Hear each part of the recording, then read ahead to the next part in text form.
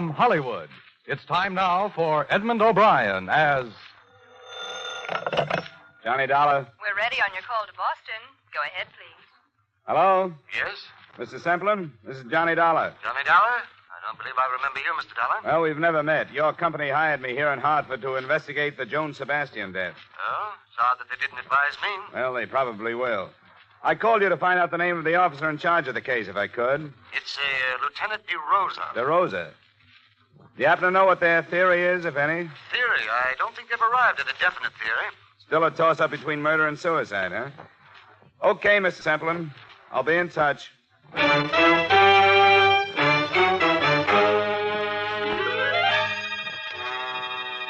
Edmund O'Brien in a transcribed adventure of the man with the action-packed expense account. America's fabulous freelance insurance investigator. Yours truly, Johnny Dollar.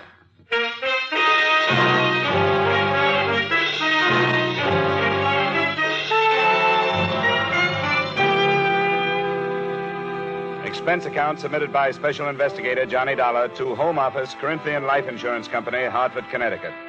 The following is an accounting of expenditures during my investigation of the Joan Sebastian matter. Expense account item 1, 175 phone call to Boston, advising your manager there of my assignment. Item 2, $28 car rental and mileage from my Hartford apartment to police headquarters, Boston.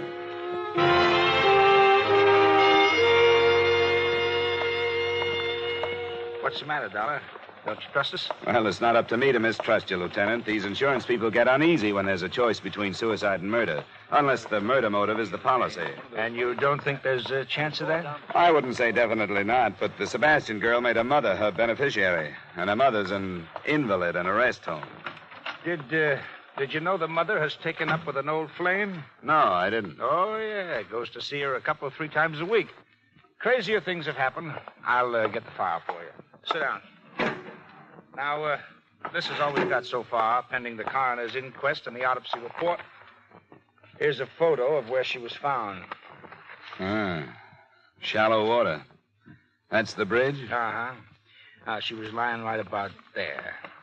But I don't think you have to worry about suicide, Dollar. As far as I'm concerned, it wasn't. I'll buy that, too. I wouldn't say this bridge is a suicide type. It's too low. Yeah.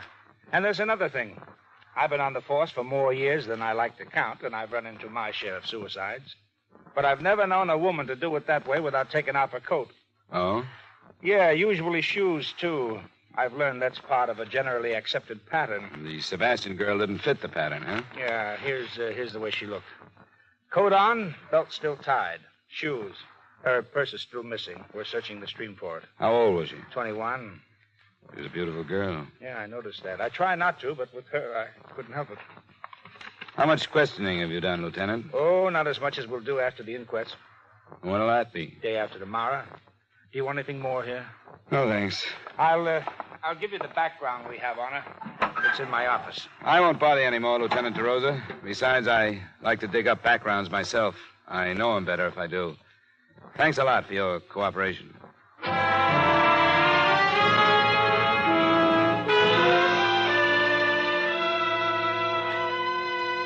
I drove out to the stream where they'd found the girl's body, and there chalked up another point against her death being a suicide. The bridge from which she had dropped was a good 4 miles from town. On the assumption that she'd been brought there in a car, the placement of a body in regard to the 2 lanes on the bridge made it look as if the car was going toward Boston, not away from it. 5 minutes later, I was heading the same way.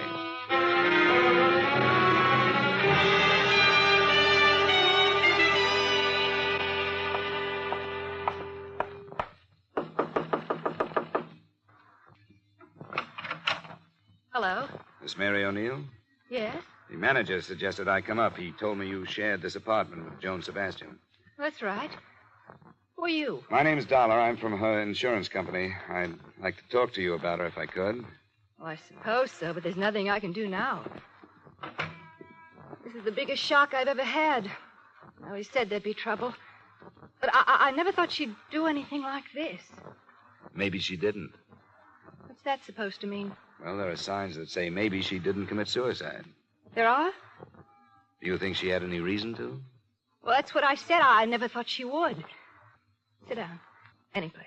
Thanks. Poor little Joan. What does it mean? I'm not sure. Did you say you expected trouble? Oh, yeah, I kept telling her. It was the way she went, like she couldn't live fast enough, like there wasn't time to get everything done. She'd been like that ever since she got rid... I mean, her mother went into that hospital. Joni was all tied down taking care of her before. What could have caused the trouble? Well, I'm not saying she was wrong or anything, but... Well, there were too many men. I imagine that was easy for her. Sure was. Too easy. Do you mind telling me who they were? Well, I don't know. Only about one. Harold Corey. He's gone with her the longest. Harold Corey. Yes, he drives for the North American van lines. Sometimes he goes way out to the West Coast. And, well, while he was gone, Joni didn't stay home and catch up on her reading, if you know what I mean. I think I do. She went out with a different guy almost every night. I didn't pry, but she never tell me who they were. You think somebody killed her, don't you? Would you help me try to find out? What could I do? You didn't want to pry, but I get paid to. I'd like to look at her things. Well, I suppose it's my duty, sort of, isn't it? In a way, yeah. But I can't force you to. Oh, I know it's the thing to do. Some of her drawers are locked, but I'll show you what I can. I started on the locked dresser drawers. They gave up and opened after a brief struggle, but contained on the whole things that might normally be locked up because of their value. Imported perfumes, expensive lingerie, and some jewelry. The only thing that looked as if it might have been hidden for the sake of secrecy was under the jewel box. It was a gold key, a functional house-type key, but with meaning added because the head of the key was heart-shaped. It hung from a fine gold chain. Well, I never saw that before. Never saw the perfume before either, but I smelled it. That's a few $100s worth of scent. And the rest of it was Joan used to such expensive things? Well, not that I know about. Harold Corey sure couldn't shell out that kind of money. A heart-shaped key. It's cozy. I'd like to keep it if I could. Oh, I don't know about that. After all, it isn't mine. I might get into trouble. You won't, I promise you. I'm working with the police on this thing. I want to find out where it was made if I can and who ordered it. Oh, I get it. Sure, I wouldn't stop you from doing that, even if I could.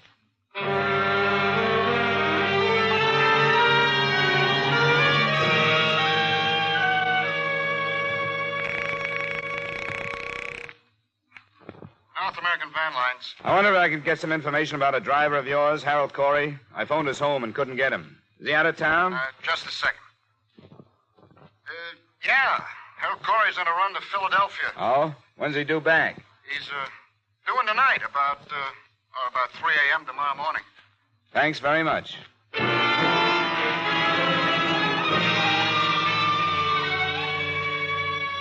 Expense account item 3, $7, drinks and dinner after I checked into the Bristol Hotel. Item 4, a nickel, phone call to Joan Sebastian's employer. Edward Hollis was at home and would see me.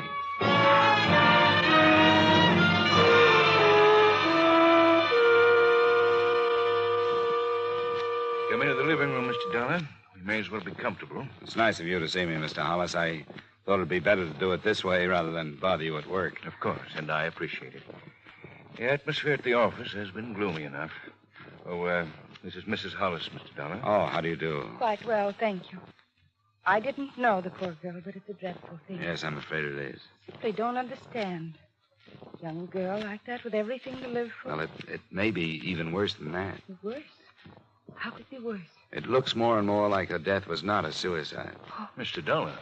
I didn't mention it on the phone. The police think it was murder, though, and so do I. I thought it'd be better to save the blow until I get out here. You know, murder's pretty messy. Well, this is a shock. I suppose I could be dragged into a courtroom along with everybody else who knew her. Edward. Beatrice, you run along upstairs. There's no reason for your going through this. All right, Edward. I think I'd rather. Good night, Mr. Dollar. Good night. I'm sorry, but it couldn't be helped. Of course it couldn't. I understand. I'll make this as fast as possible, Mr. Hollis. I don't know how much you knew about Joan Sebastian's private life. I knew nothing.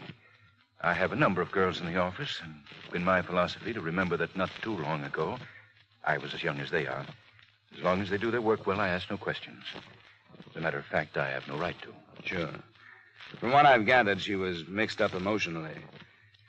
She hadn't had much freedom because of an invalid mother she took care of. Oh, I did know that.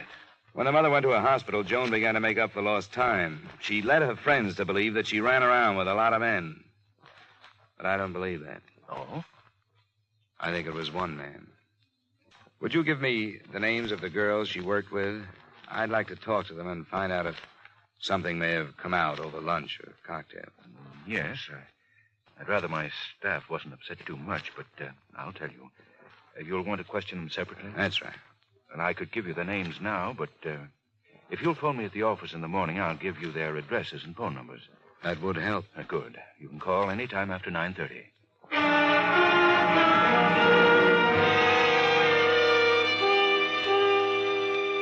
I called the next morning and got a list of 6 feminine names, which I pocketed for later reference. And at 10:30, I was at the home of Harold Corey, a ground-floor apartment on Hemingway Street.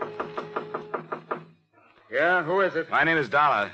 Come later, will you? I don't want to talk to anybody right now. I'm an insurance investigator. I want to talk to you about Joan Sebastian. Who have you talked to? Why did she do it? She didn't. What do you mean? It's a mistake? In a way, yeah. It's murder. Murder? You're crazy. Am I? Oh, maybe you are. She'd never kill herself, would she? She had no reason to. When did you see her last? Night before I left for Philadelphia. When was that? 2 nights ago, Tuesday. I left at 5 Wednesday morning. She was found Wednesday morning. What are you driving at, mister? When did you learn that she was seeing somebody else when you were out of town? Didn't know she was. Look, Corey, I'm not tossing suspicions around to see how they bounce off you. You're in a bad way. Do you know that? You're telling me you think I killed her? Me? I loved her. I wanted to marry her. That's a motive, not an alibi. Get out of here, will you? Leave me alone. You aren't helping yourself with this act. You're making it worse. Get out of here before I do have a murder to answer for. Get out. Get out!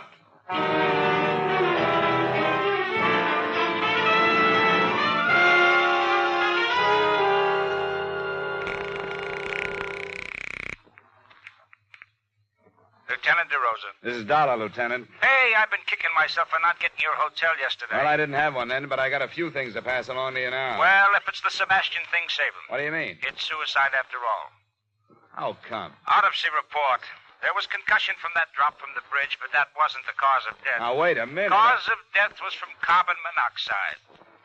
It looks like she pulled the suicide where it would embarrass somebody, and they tossed her in the creek to get her out of the way. Hello? You still there, Dollar? Yeah, I'm still here. This is where I came in.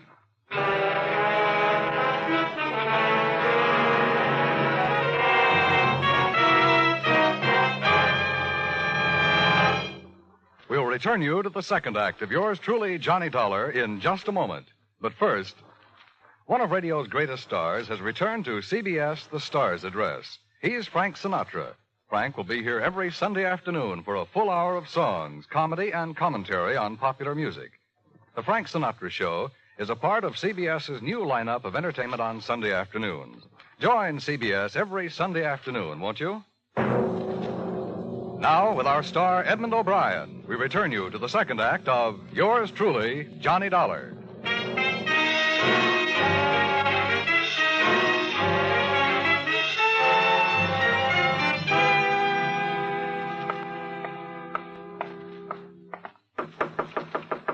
Come in.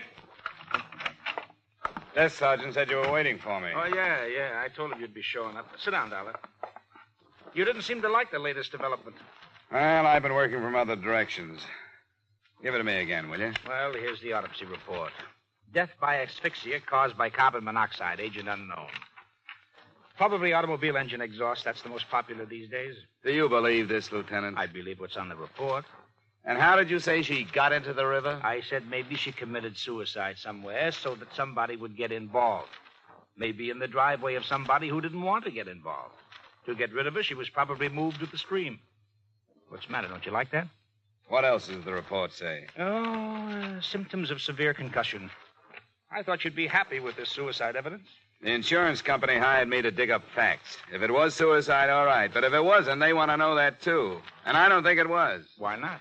Well, from what I've learned, she wasn't the type. She liked to be alive, and she played it hard enough to leave some motives lying around. Jealousy, for one. That boyfriend of hers? Ah, you know about him, then. Yeah, Corey, isn't it? A truck driver? That's right. And then there's this. Look. What's this unlock? I wish I could tell you. It was given to her by somebody. I'd like to know who. Would you put a couple of men on it, find out where it was made? I could do it, but I think the police can get it done faster. All right, Dollar, I'll stick my neck out that far. I'm under orders, you know that. I have to be assigned before I can investigate. Yeah, sure. But I'll take your story upstairs and see what the chief says. Let me know what else you find. I will. Say, do you have the address of the old flame you mentioned? The mother's friend? Still like to settle for fraud, would you? The desk sergeant will give you his address. His name's Paul Anderson.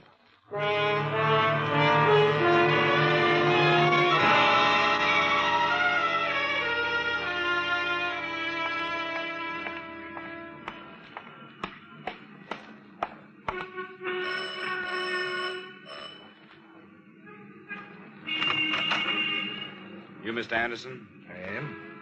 I'm from Joan Sebastian's insurance company. Wonder if you'd spare me a few moments. Why, yes, I suppose so. Come in. I didn't know she had a policy. She did. $25,000 to go to her mother. I see. Her death has been classed as a suicide, which voids the policy. The 2-year self-destruction clause is still in effect. And that's a pity. Why'd you say that? Well, it's the least she could do for poor Mildred. That's her mother? Yes, an extremely young mother who has almost ruined her life for that girl. I didn't know that. Daughter was born when Mildred was only 17. She was left to care for the child herself. I have helped as much as I could. How well did you know the girl after she grew up? Why, was a friend of her mother's. Why do you ask? Which one did you know first? I don't see what this has to do with the You matter. don't have to answer. I don't want you to misunderstand. There's nothing to be hidden. I suppose it is unusual. I did meet Joan first. But when she took me to her house and I met her mother, I realized that Joan was, well, no more than a cheap little opportunist.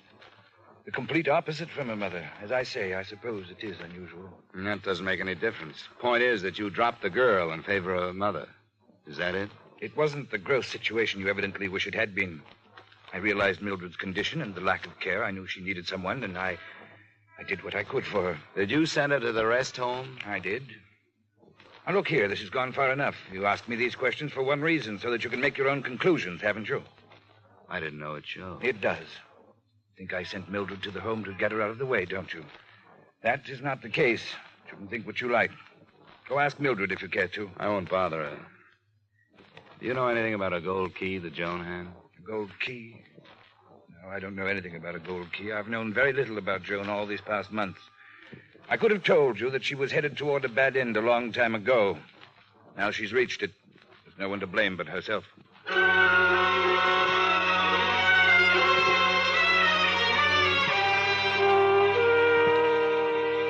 It was 4 p.m. then, and at 5, I was standing in front of the North American Van building on Columbus Avenue as Harold Corey backed a big rig into a parking area and headed for a quick-order restaurant.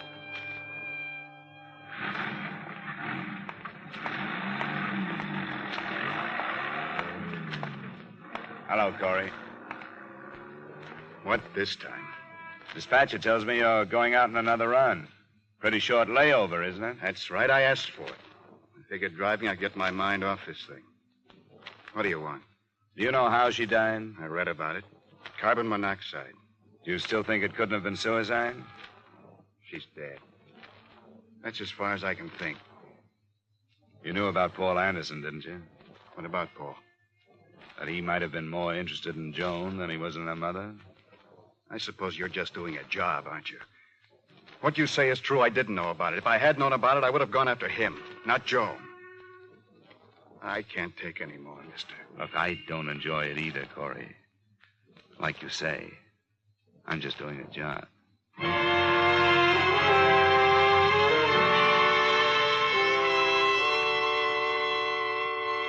After questioning the 6 girls who had worked with Joan Sebastian, I was still nowhere. None of them knew anything about her private life. But the next morning, the police located a goldsmith who said he remembered making the key.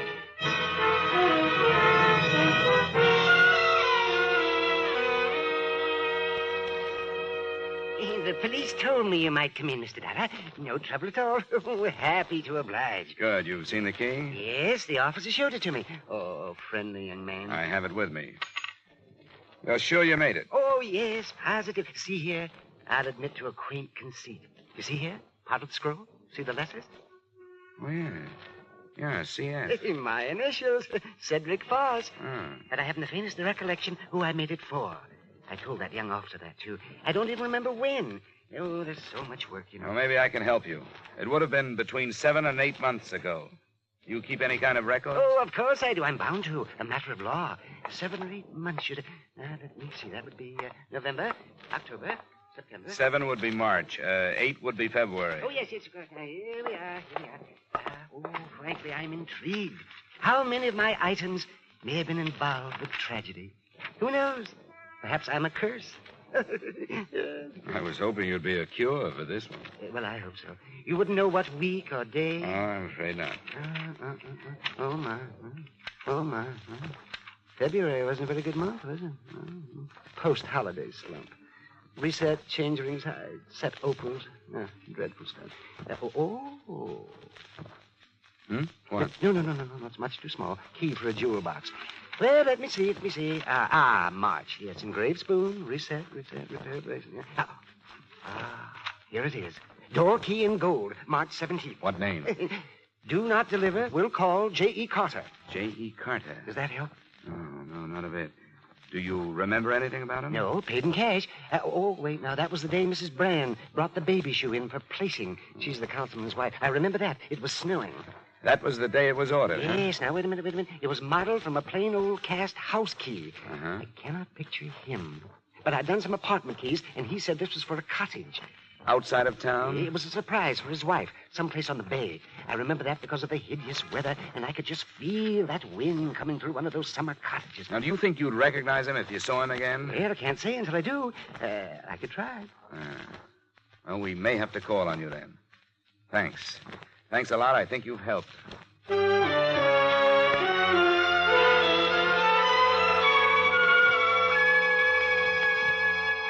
How'd you make out with that fussy little man, Dollar? We found the day the key was ordered, and he remembered a few things because a councilman's wife came in the same day. Why? Well, the customer, Carter was the name he used, mentioned a cottage on the bay. Now, that's east, and the girl's body was found northwest of here. I think she was dumped from a car coming toward Boston from out there. So I think the cottage is in that direction. Deduction yet. Look, if I were going to dump a body, I wouldn't carry it across 2 traffic lanes, would you? I'm being paid to think about another case. I couldn't sell the murder pitch upstairs. But I tried, and I'll buck for a promotion if you're right and upstairs is wrong. I don't suppose you could earn that promotion by assigning some men to cover that section. Huh? Oh, not a chance. That's county. Division of responsibility. Yeah. Uh-huh. And I, for one, wouldn't be surprised to know how many people have died because of that division of responsibility.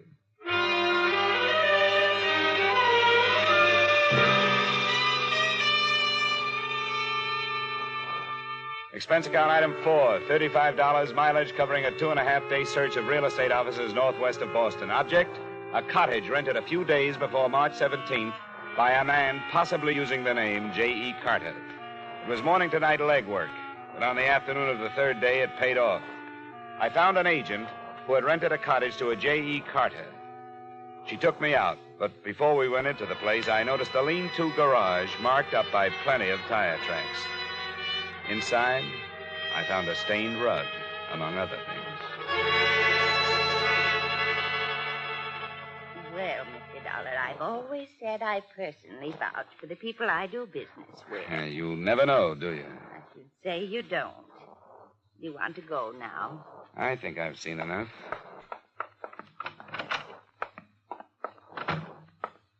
Let me lock it. I want to see if this key fits. It does fit. Yeah, it sure does.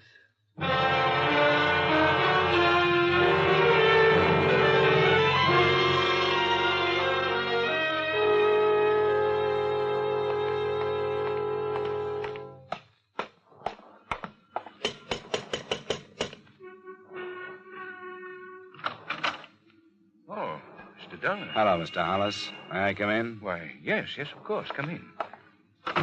Well, I Didn't expect you to come back. Didn't you, Mr. Hollis? You thought you'd get away with this, huh? What did you say? Well, now, there's no reason to be clever with each other, Mr. Hollis. I know you killed her.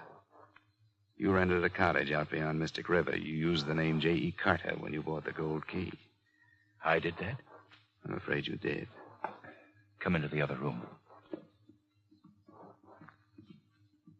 Yes, you're right, I did. I became infatuated with her. If you'd known her, you'd understand. I realized last week that it had to stop, and I told her. She had been going with that young Corey boy. I told her that even if I was single and eligible to marry, I would advise her to hang on to him, someone her own age. That was last Tuesday night? Yes. She left the cottage, and I heard her drive off. Or at least I thought I did. When I went out, I learned what she had really done. She committed suicide in the car. You can hardly blame me for wanting to keep the secret. No, you've been reading the papers, Mr. Hollis. Suicide and all that. I've been inside your cottage. You didn't do a very good job of cleaning up the bloodstains. You're right, Mr. Dollar. There seems to be no longer any reason to attempt cleverness. I'll make my statement to the police. I'll drive you down. Thank you. How did you find out, Dollar? There was a Wall Street Journal there, addressed to you. Oh, I see. Edward? Beatrice, go upstairs. No, Edward, I won't. I insist, Beatrice. What good would it do? Do what I've done because I lost you? Why should you ask me to go upstairs while I lose you again? I forbid you to say another word. Forbid, Edward. You have no right. I found them, Mr. Dollar. It took a long time, but I found them. She had taken him from me because she was beautiful. And I no longer am. I was waiting in the cottage. And when they came in, I struck her. Is this true, Mrs. Hollis? I killed her. And since there was nothing left, we carried her to the cop. Beatrice. Beatrice, what have I done? What have I done?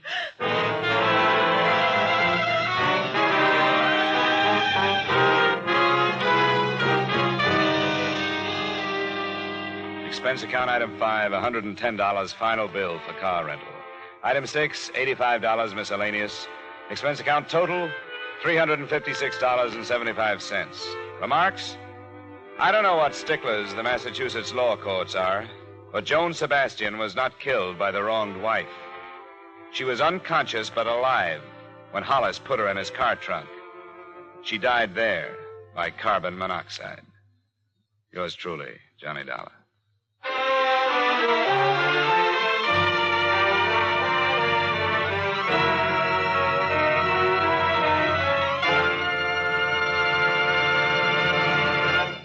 Yours truly, Johnny Dollar, stars Edmund O'Brien in the title role and is written by Gil Dowd with music by Wilbur Hatch. Edmund O'Brien may soon be seen in the Paramount Pictures production Warpath. Featured in tonight's cast were Virginia Gregg, Howard McNear, Virginia Eiler, Wally Mayer, John Stevenson, Bill Johnstone, and Raymond Burr. Yours truly, Johnny Dollar, is transcribed in Hollywood by Jaime Del Valle.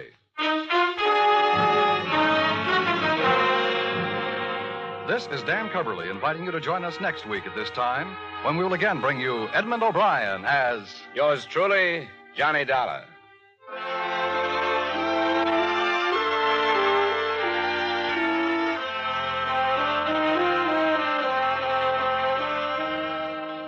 Stay tuned for Vaughn Monroe's Caravan, which follows immediately over most of these same CBS stations.